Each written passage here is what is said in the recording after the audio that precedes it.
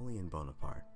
This is a name that is recognized around the world, a feat that is paled only by the widespread recognition of the name Jesus.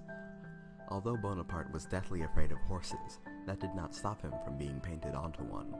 This is the picture in question. Due to his military genius, as well as his knack for self-promotion, Bonaparte quickly became a household name. It was a name to be either admired or feared. In his 51 years that he spent on this earth, he made a lasting impression on the memory foam of time.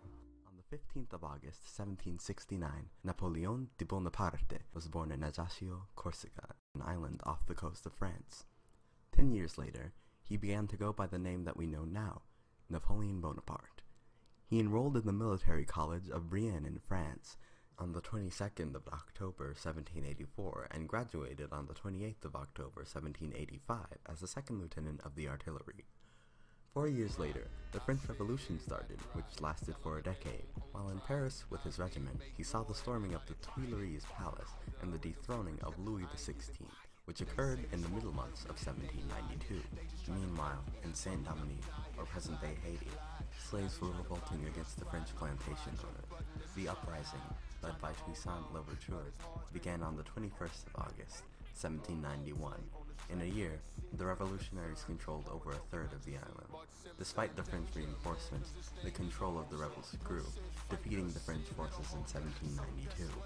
The fighting was not done, however, because the British forces, intending to take the island for their homeland, landed on the island in 1793. Years of fighting ensued. While Louverture was preparing to face the British, he and his forces still stood victorious over France for the time being. Napoleon, however, was ever loyal to France, so much so, in fact, that in mid-1793, the Bonaparte household had to escape from the Corsican home in fear of the consequences of being, as they were condemned, too pro-French.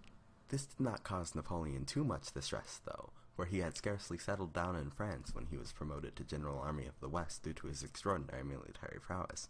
He did not merely possess strategizing skill beyond compare among his colleagues, he could also maintain his calm composure in the heat of battles. Receiving the title in June of 1795, he was appointed to suppress rebellion against the Republic 5 short months later. 5 months after his success in this, he was given unrestrained command of the French army in Italy. In 1796, he married a promiscuous lady named Josephine Tedashii de la Pagarie. This was the last thing he did before he left for the Egyptian campaign. The 19th of May, 1790, Napoleon, along with his armies, made his way down to Egypt. After landing, it hardly took any time at all for Napoleon to make his move. The Egyptian campaign looked promising when it began. 2 months after landing, Napoleon took control of both Malta and Alexandria. Days later, his superior strategizing skill led to his success at the Battle of the Pyramids. Victoriously, Napoleon strode into Cairo like he owned it, which of course he planned to. However, while Napoleon and his men were on their ships, snorting drugs made out of the mummies from the pyramids that they had recently obtained, the British naval legend Nelson intercepted communications between Bonaparte and his Vice Admiral Francois-Paul de Bruy. Catching de Bruy unaware, all but 4 of the 17 ships in the French fleet were destroyed, while every single ship of Nelson's survived. With no fleet, Nelson assumed that the campaign was over. Napoleon, however, stayed for another year, in which he founded the Egyptian Institute, had an affair, took the city of Jaffa, led an unsuccessful 2-month-long attack on Saint-Jean-de-Queue, discovered the Rosetta Stone, and gained control of Abu Qir. However, in 1799, realizing the impending failure of the campaign, he abandoned his troops in the middle of the night and fled to France in a small ship. Arriving in France in November of 1799, Napoleon named himself the first consul. This title, meaning that he was the ruler of the new French government, was gained through a coup d'etat. 2 years later, Napoleon narrowly escaped an assassination attempt. Although Britain had attacked France during the Egyptian campaign, the country temporarily ended hostilities with the Treaty of Amiens, signed in 1802. Though it lasted only a year, it fostered the only period of peace in all of Europe between 1793 and 1815. During 1802, many changes came to the French consulate.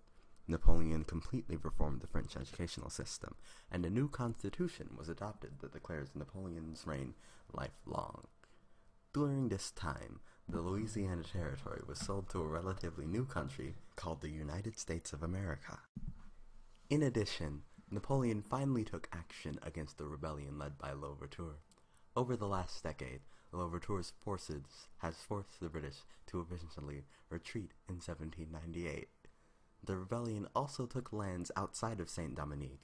By 1801, the revolution also liberated Santo Domingo, or the present-day Dominican Republic. Louverture abolished slavery and named himself Governor-General for life over the entire island of Hispaniola. However, this did not bode well with the Consul Bonaparte. He dispatched his brother-in-law, General Charles Leclerc, and 43,000 French troops to restore both French rule and slavery. Louverture was captured and sent to prison in 1803, where he died in the same year. However, Jean-Jacques Dessalines, Louverture's general, picked up the mantle of the leader of the rebellion that his friend had left, and led the revolutionaries to destroy the French in the Battle of Versailles. On the 1st of January, 1804, Dessalines declared the island independent, renaming it Haiti.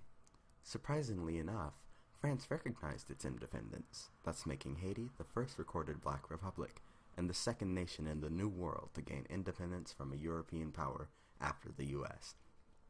Soon after this occurred, England violated the Treaty of Amiens by declaring war on France in May of 1803. The British felt threatened by Napoleon's control, and felt as though allowing Napoleon to continue unimpeded would virtually eliminate their chance of having a voice in Europe. This did not faze Napoleon much, however, as almost exactly a year later, the Senate proclaimed Napoleon emperor. He was crowned, or more accurately crowned himself, later that year in the Notre Dame Cathedral of Paris. Soon afterwards, he continued his rise to power by being crowned as the King of Italy in Milan. Never one to forget his family, he named his brother, Joseph Bonaparte, as the King of Naples, and appointed other family members of his to other posts around his empire. However, he appeared to care only for his blood family, and saw no reason to remain faithful to his wife.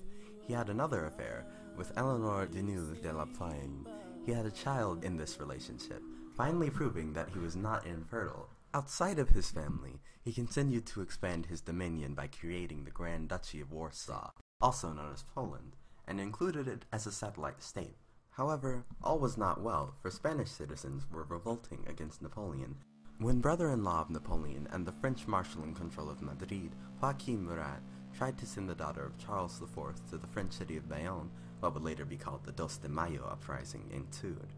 Although unsuccessful, Napoleon felt leaving Murat in control of Spain was unwise, and gave Joseph Bonaparte's title of King of Naples to Murat. In exchange, Joseph was elevated to King of Spain. Napoleon also sent 118,000 soldiers into Spain with his brother to ensure that there would be no resistance against him. He imagined that he would, quote, be regarded as the liberator of Spain, end quote. Not so. Instead, the Spanish retaliated, starting a brutal war which exposed the savage side of both belligerents. Both armies tortured and mutilated their prisoners. Thousands died on both sides, but there was no decisive victory. Napoleon kept his army in Spain for 5 more years, unable to break the will of the Spaniards before he gave up and retreated. Back in France, soon after he got yet another mistress pregnant and yet another affair, he was informed that his wife, Josephine, had been sleeping around with, quote, the entire population of France. Quite upset by this, Napoleon promptly divorced her on the 15th of December, 1809, and the next year he married the Archduchess of Austria, Mary Louise, with whom he had a son about a year later, whom he named King of Rome. After all this, Napoleon began his Russian campaign, which, for historians, marked the beginning of the end of his grandiose. The Grand Army, which consisted of both French soldiers and soldiers from the satellite states, controlled by the French Empire, entered Moscow to find the city abandoned and in flames. Retreating into a frigid winter, the army lost many people to the cold and barren conditions. The army, defeated, retreated to Paris, being pursued by Russian forces. Prussia, seeing the fall of Napoleon, took advantage of the situation and attacked France. Paris soon fell to anti-French armies in 1814. The Senate proclaimed the end of the empire, and the Bonaparte family left Napoleon and fled to Vienna. Napoleon abdicated his rule, and the Bourbon reign was restored to France when Louis XVIII rose to power. Napoleon was exiled to the island of Elba, where he stayed until he returned to France for his 100 Days campaign. He regained control of France until he was defeated at Waterloo by the British and Prussians. He was exiled to St. Helena, where he died in 1821. Go. Oh, I'm so wet. Should have said that in French. Ah, you alright? I'm so cold. Make sure you grab... Getting away. My boat. Napoleon, please. Okay.